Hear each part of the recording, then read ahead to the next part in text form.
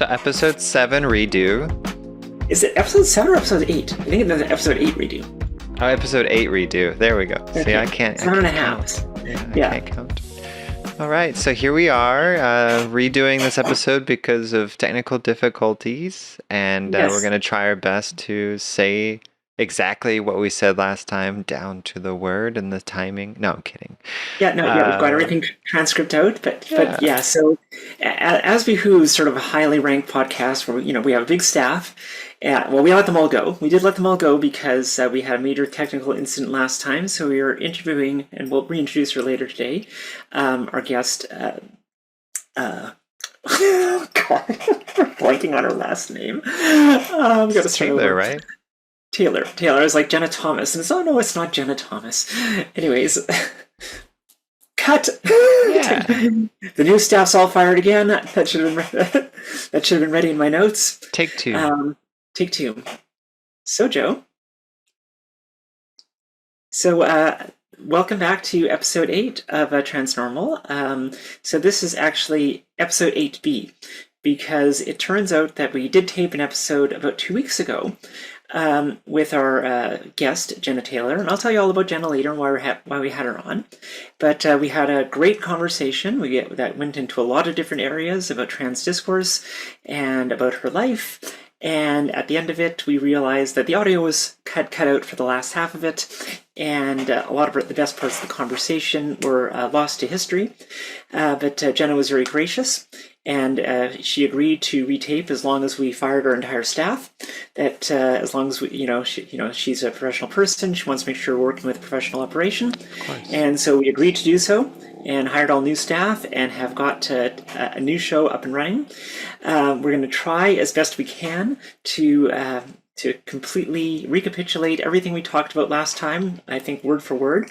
But if we don't, I'm sure we'll have a great conversation anyways. But, like I'm saying, these are the mistakes that, a top-ranked podcast like our own, probably shouldn't be letting happen. But, we have growing pains like everyone else. And we hope to put on a really good show, or have a really good episode for our listeners today. Because we are a show that does aspire to be in the top echelon of podcasts, but we do. But we are the number 1 trans podcast in the world. Are we the number 1 trans podcast in the world? That's what I'm gonna say. Okay, I think we're definitely because I was on Kill Tony, and that's what he says, and he actually is now, but he's been saying that for years. So yeah, I feel like that's all you gotta do. Yeah, that's all you gotta do is just say it. We just gotta keep saying it. So I'm just gonna say it. We're the number 1 trans podcast in the world. The number 1 trans podcast featuring us. Yeah. And there's no one even close. No. But yeah.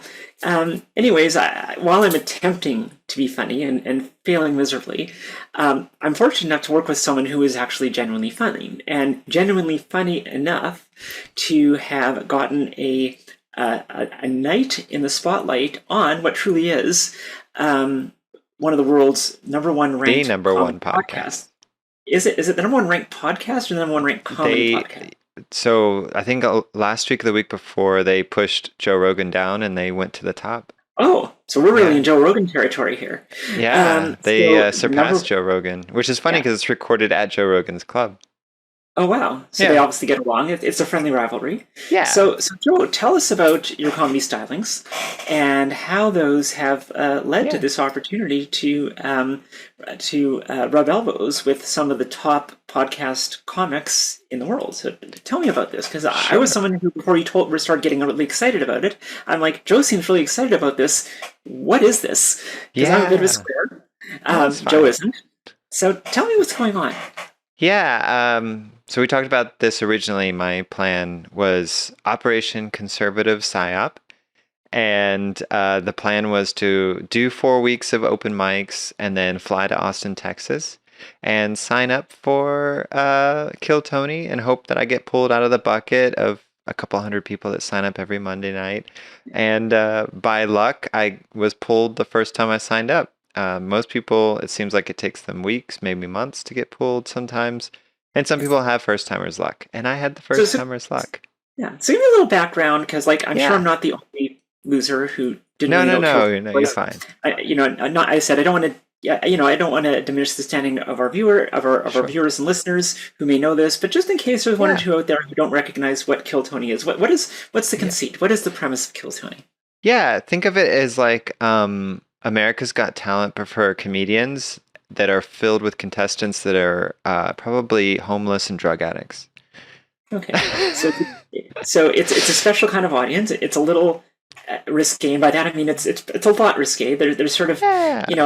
if we were worried that comedy had gone sort of wokish before, this is definitely the reaction to it. Anything Yeah. goes. There's no. Yeah, Yeah. so it's definitely anything goes, and it's hosted by Tony Hinchcliffe, which, if for those who don't know, he was the comedian that opened for Trump at a rally and told the Puerto Rico joke and got in some hot water over that. And then it's also they bring on guest panelists that are other famous comedians to assist with each show. And so the idea is you put your name in a bucket. If you get drawn out of the bucket, you have 60 seconds to do uninterrupted comedy. And then after the 60 seconds, and this is in front of it's live taped, but it's in front of an audience of like 400 people.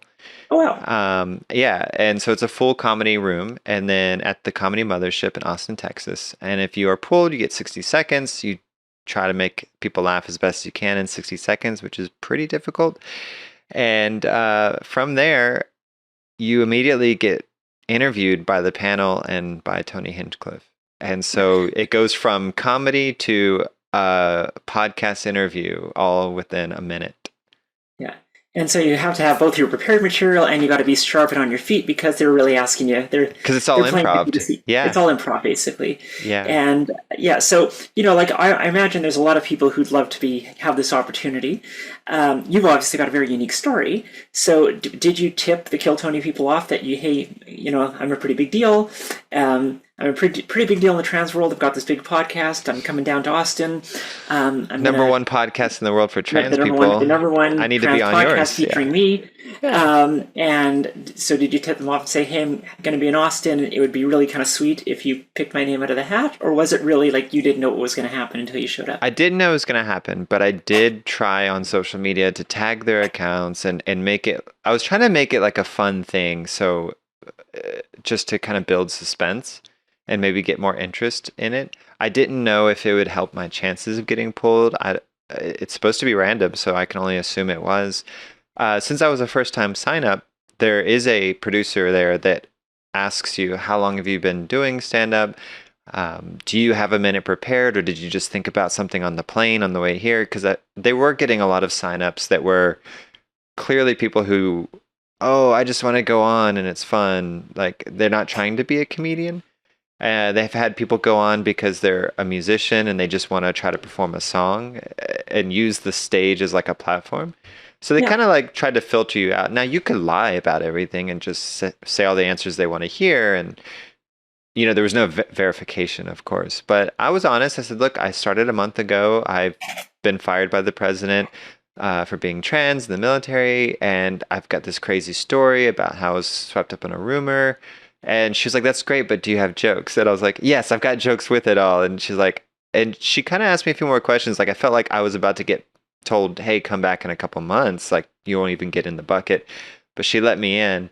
And she was questioning everybody who was a first-time sign-up. Yeah. And so, so I assume it was random, but maybe they heard that and they were like, hey, let's make sure we pull this person. I don't know. Like, it's all very WWE influenced because that's Tony's, like, when he grew up, that he was really into WWE growing up and like that kind of like wrestling. Like that's wrestling, yeah. And so that's kind of the idea. It's like it's improv and it's fun and chaotic. And there's probably some setups that happen, but so I did my 60 seconds. It went pretty well. I was so nervous, and then the interview went really well because it went really long. The whole thing I think was like 13 minutes of interview, which means I had a lot of good content. I think they ran out of time with me.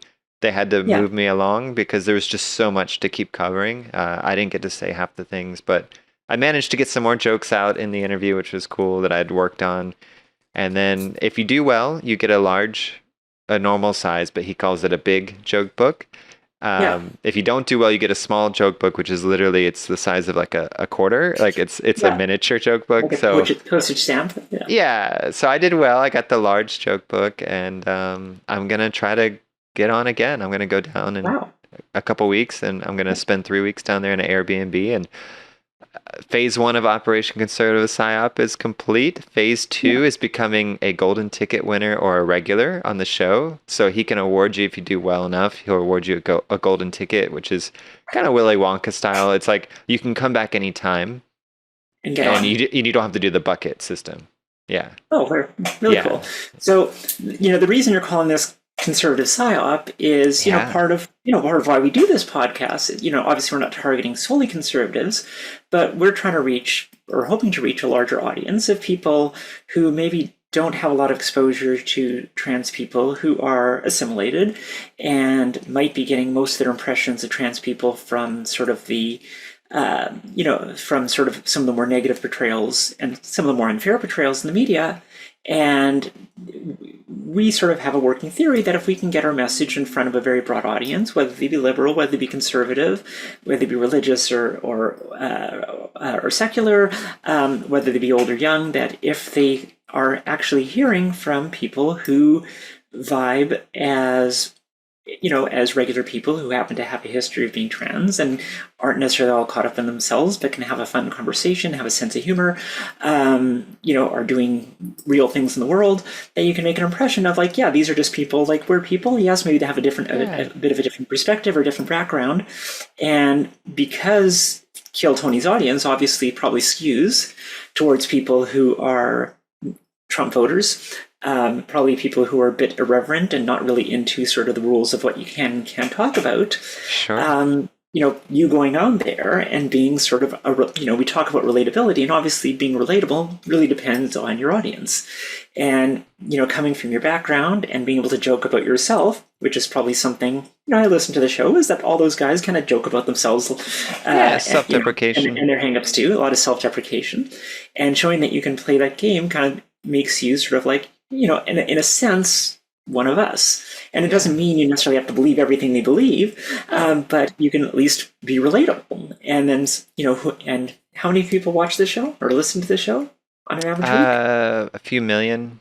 Yeah. So a few million people were able to see you kind of being a regular person. A different example, of a trans person that they probably never see. A lot of people told me afterwards that were in the audience that night. And then a lot of people messaged me after it was posted online a couple of weeks later that I changed minds. They said that they never heard a story like mine, and they thought I was really cool about everything, and how, if trans people were more like me type thing, then they would be more open to like, it was really cool to get that kind of feedback, because really I just wanted to change one mind. That was kind of the goal. And I did. And it turns out that it's done really well. It's done so well that, because I was a long time listener of Rogan for years. Like I grew up in a conservative world. So like I speak the language, and I just feel like I could be such a bridge for that kind of community. And also like, I love stand up. I never thought I would be doing it, but I've always been a fan of it. And so yeah, it's kind of like a, hey, Joe Rogan, I can go and I can learn stand up, and I can go and play in your world and be halfway decent at it. And that's kind of like I would think that's a different approach than other people have made to that kind of environment. And I actually got an offer to open up for a national headliner in Pennsylvania. So really? I'm going up to Pennsylvania in a couple weeks, and I'm going to open at Parks Casino, which is a casino in the suburbs of Philly, for a guy named Ian Lara, which is a guy who's had a HBO special, and he's had multiple like Comedy Central specials, and he's a big time regular out of New York City. And I'm just like, what world am I living in? Like, because most stand-up comics, it's like a year or two before they kind of get offers like these. And I feel like I just jumped. Like I just skipped over probably a lot of really important lessons that I'm going to learn, unfortunately, the hard way. Yeah, no, Yeah. but obviously you've been a very quick study in the comedy world, and I'm sure whatever sort of mishaps and misadventures you have will all be also learning experiences. But Yeah. yeah, no, it's incredible to, like I said, both for obviously for your own trajectory and for growing your own brand and becoming a player in the comedy world, and maybe one day getting your own HBO special Yeah. to, but also just that positive messaging of just getting out what it mean, what a trans person is in front of an audience that normally only sees either the worst examples or sort of very, people who are being portrayed at their worst, Or heavy bias, like heavy or yeah, politically left, or very progressive. I've noticed a lot of the trans comedians, which is fine. Like I want everybody to have all of it. So, but then also like I noticed, like a lot of the jokes are trans jokes, and a lot of mine are too, of course, because that's the gold material that I have. But I've also been working material that has nothing to do with being trans, and that's yeah, really cool to get laughs with that material, because it shows that I can do more than just make trans jokes. yeah. Yeah, no, and I think it's important. You don't want to be a one joke comic. Yeah. Like it's not to Like get you Chicks with a notoriety, but Dick only goes for so long, and then I've told like 20 different variations of it. So it's like, okay, like there's got to be something yeah, better. But a lot of those comedians in Austin, Texas, they tell hacky trans jokes, and they're not great. Like, I'm like, guys, like you could do better than this. I've heard really good trans jokes. Joe Rogan's got a really good one from one of his old specials. hmm, He talks about the Kardashians or something. It's really funny. But it's like, I'm trying to elevate not only example of a trans person, showing what the administration has actually done to some trans people, like being kicked out of the military. Also play with some of my biggest idols, which is the comedians in that space, but also raise the quality of trans jokes. Austin yeah. deserves a better class, and I'm going to give it to him. I'm going to take over. All right. Well, that's amazing. Yeah. So I'm going to let you monopolize the funny here because, like, the story I want to share from the week is probably a little more of a downer, but it's one that is important to me and something Please. I do want to, give some serious time to. So I've been watching over the last 2 weeks with interest a case that's unfolding in the United Kingdom, and it's one that's been getting a lot of attention, particularly in the British press. But because of social media, it's been also getting a lot on social media. And the reason I got sort of very interested in this case is because it concerns a trans woman who has a life trajectory that sounds very similar to my own. So what some of you may know from watching the show is that I'm a physician. I've been in practice for over 25 years. And during my training, when I was what's called a resident, so someone who's learning how to be a doctor and working in a hospital getting my training, was when I transitioned. So this was starting in 2000 and sort of doing sort of the more physical aspects of transition between 2000 and 2003, and coming out to my colleagues and working in a medical setting during that time while I was obviously going through some, obviously notable physical changes. And I had actually a very good experience. Not that there weren't setbacks, but the people I worked with, when I announced my transition, actually kind of cheered it on because to them, especially my female colleagues who I worked with at the hospital, the nurses, other physicians in my unit, support staff, looked at me and was like, oh, like we're getting one of them. Almost like they won this big prize because I was coming over to their side, almost like the equivalent of, your favorite team signing like the number one draft pick or the best free agent on the market kind of thing. And so they were really excited that I was going to join their team, and they were hoping I would share with them the secrets of that, that I'd heard from the guys, and and how they're going to teach me this and teach me that and those kind of things. So it was a really positive experience for me because I had the support of my colleagues who weren't fearful of what I was, and but were actually excited and interested and curious, as many people who work in the medical field are, about my transition. And this was really what set me on what I think was a very good path and on my way to having a very good career. And similarly, there is a doctor who in Scotland, where this is taking place, her name is Beth Upton, and she also transitioned on the job at a similar level of her training. and was working in a different kind of unit. She was working in an emergency room, and as best as could be understood prior to this, had the support of her staff as well. But there was one nurse who did not necessarily respect the decision or respect the identity that Dr. Upton was taking on as she transitioned from working as a male to working as a female. Now, in the UK at the time, this was in 2002, 2003, in the hospitals at the very least, gender identity was considered to be, whatever your gender identity was, if you were making a sincere transition, that you would be granted access to women's spaces, which in medical facilities includes washrooms, but also change rooms where people might change in and out of their scrubs after a shift. Sure. Yeah. So in any case, she'd been working at this hospital for about 6 months. But on Christmas Eve, following her shift, when she was changing the change room, one of the nurses came in, and this was a nurse who was obviously very skeptical of sort of the trans woman or women narrative, came in and took umbrage to her directly and said, you basically, something along the lines, we don't know the exact words, of you don't belong here, you shouldn't be here, I shouldn't have to be changed in front of you. Sure. There's no accusation that this doctor was doing anything lascivious or lewd, just kind of, or any accusation that she was inappropriately exposed. She was just sort of, changing out of her scrubs and into her street clothes so she could go home for the evening. In any case, what ended up happening is the hospital rallied around the doctor. The nurse was put under investigation and temporarily suspended. There was an investigation that took place. The nurse was eventually sort of cleared of any major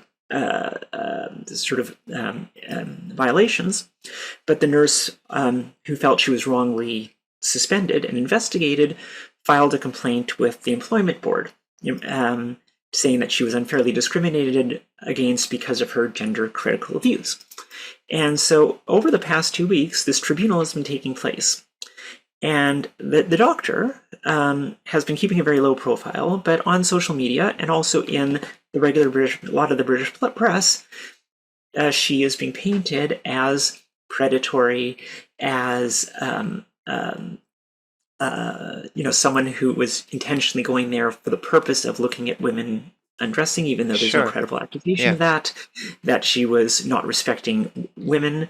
And basically, because Britain is in a place right now where, gender identity is no longer respected, basically being called an evil man through both at the tribunal and in the press, and to the extent has been basically absolutely vilified and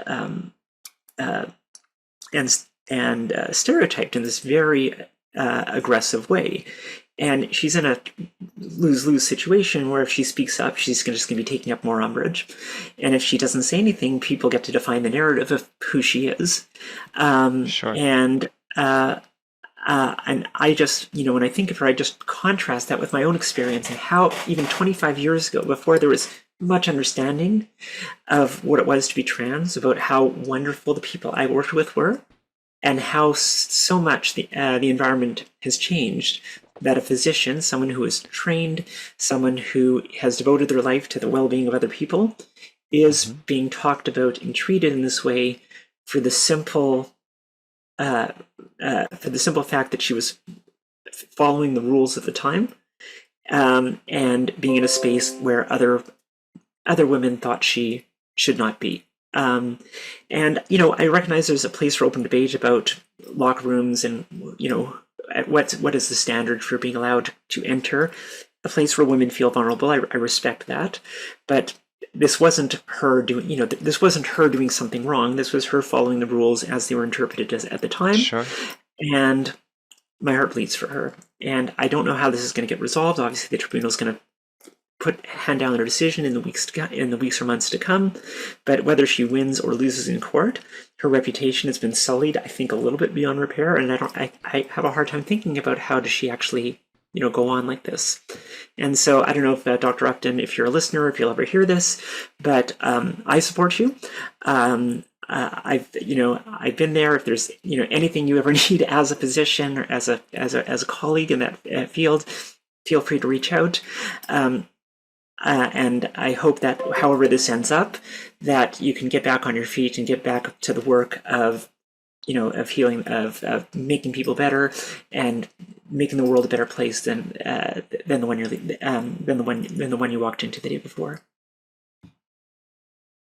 Yeah, no, I agree. Like, there's just like with me in the military, I was told I could transition. Now I'm disqualified because I did it. So I totally understand the whole. She was doing what she was allowed to do, and now she's being punished for it. Just like other trans people with other things, like the military and other places. We're having to find a new way of existing, unfortunately. Yeah, no, it's like I said, sad. And I know we're in a time where trans people are really taking a lot on, Right. And I think most of it unfairly. Yeah. But part of the reason, like I said, we're doing this podcast is to try to change minds, and it Yeah. might be slow, and it might feel like at times we're not making progress. But I'm hoping to look back that at some point we look back at events like what's going on in this tribunal and be like, how did we ever get there? And how do we keep ourselves from getting there? How do we keep ourselves from getting there again? Amen, sister. So, So anyways, today we were supposed to have Jenna Taylor on, and I think we might have had maybe some crossed wires on the exact time of the taping. Time zones and all that kind of thing, and sometimes some of us like to take midday naps. We don't know what it is. We'll find it eventually. Jen's a cool cat, and I'm sure it's nothing. I'm sure it's nothing personal. And hopefully we'll bring her back another time to be able to talk to her, because I know from last time we had a great conversation. I would love to be able to have it again and catch it all on tape. But in the meantime, like I said, it's like I said, she's got important things to say. So the reason we wanted to have her on is because she is a self-identified trans rights advocate. She's someone who really, we're taking sort of a different path in terms of trying to preserve trans rights and maintain trans dignity. Sure. I know she has a different perspective on it, and the main reason we wanted to have her on was just to give her an opportunity to say why we're the bad guys here, so to speak, or at least why we're doing things a little bit different. Yeah, different ways, different strokes for different folks. Yeah. Different strokes for different folks. Yeah. And hopefully we'll get to have that interview soon. But maybe in the meantime, what do you got planned for the week to come?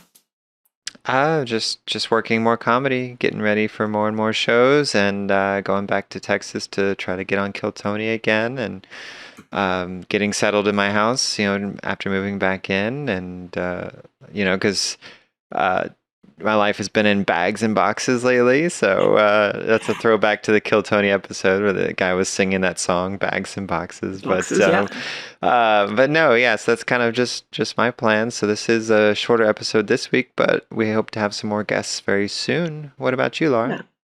Yeah, so it's actually a pretty chill week here. So normally my house is a lot noisier because I've got teenage boys, and those teenage boys are, as of today, halfway through a 4-week canoe trip with a whole bunch of other 15-year-old boys through the wilds of northern Canada, with only a sort of 19 and 20-year-olds supervising them.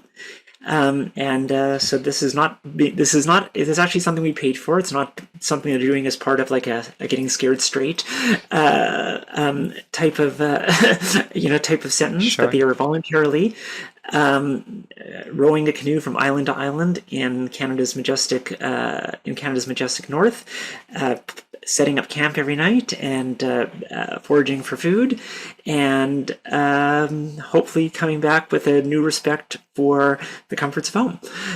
So in 2 weeks we get to fly out to that part of Canada and pick them up and see if they still see how much they appreciate having parents. But in the meantime, I'm really looking forward to sort of 2 weeks of relative peace and quiet and not picking candy wrappers up off the floor. Exciting. Yeah. So we will catch up again soon. We have an exciting guest for our next episode too, who we'll introduce over the course of the week online. But I'm very excited to meet. Just to give a little hint, it's a woman who is one of a success story from the currently beleaguered UK pediatric transition unit. So she's someone who transitioned as a teenager, got puberty blockers, got cross-sex hormones as a young person, and 25 years later is, in her own words, having her best life. And I thought it'd be great to be able to talk to her and hear the story of an action, with a lot of being so much doubt being sown about trans kids and medical transition, of hearing, and obviously we've been hearing from a lot of detransitioners, of hearing from the other side of someone who went through this system and is really happy many, many, many, many years later with the opportunity to have done that. So looking forward to the next episode as well. Awesome. All right. Well, have a great evening. Yeah, you too.